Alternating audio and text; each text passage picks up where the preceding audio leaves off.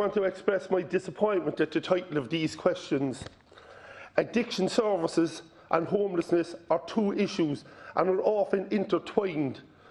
But we must recognise that these are two separate issues. Those in active addiction or those in need of addiction services are not always homeless, and vice versa. Homeless people are not always in active addiction.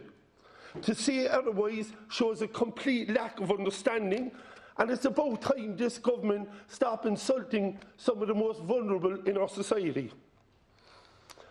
I have a number of questions, and I want to give the Minister some time at the end of my section to answer, and if he doesn't have the time to respond to all of them, he might respond in writing. Minister, what public health measures are you taking to warn vulnerable adults and children of the harms associated with gambling? There has never been a state-funded public health awareness, education or harm prevention campaign in relation to gambling in Ireland. It is urgently needed, and we see from data from the European School Survey which shows that Irish males aged between 15 and 16 are more than double the problem gambling rate of the general population.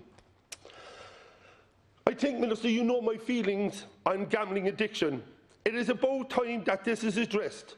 While you may be quick to claim that you have no responsibility for gambling and that it falls under the Minister for Justice, we both know that this is wrong and that gambling addiction should be your responsibility. In the terms of the National Drug Strategy, when the mid-term review was published, we will look at the impact of the COVID-19 on addiction services.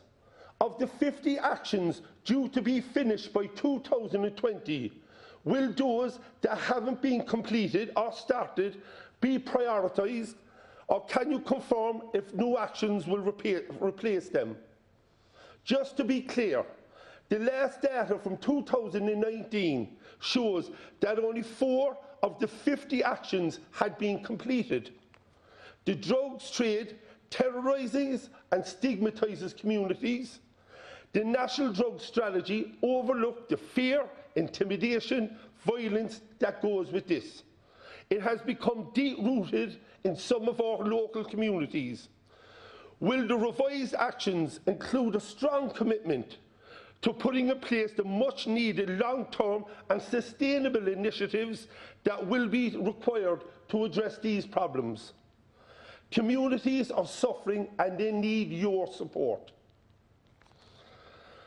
Also, Minister, what response is being planned to address the challenges in providing addiction services in rural areas and the significant additional challenge of rural isolation and the impact of problem drug and alcohol use? Minister, 109 beds have been shut in residential rehabilitation services since November 2019.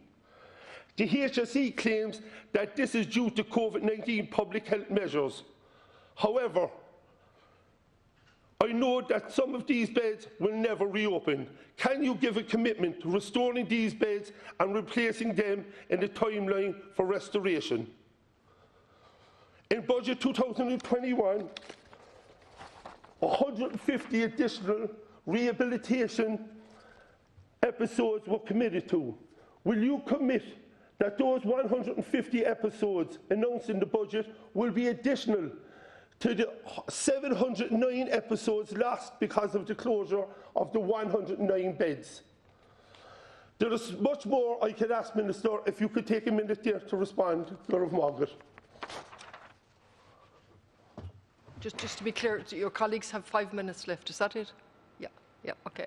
Sorry, I can take the answers in writing from the Minister, Lord Margaret. Okay, all right, Minister. Thank you. You're off the hook, so I'll go back to the colleagues, unless you want to take 30 seconds.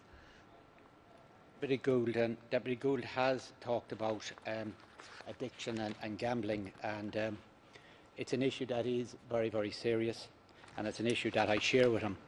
And I would be also it is a Department of Justice issue.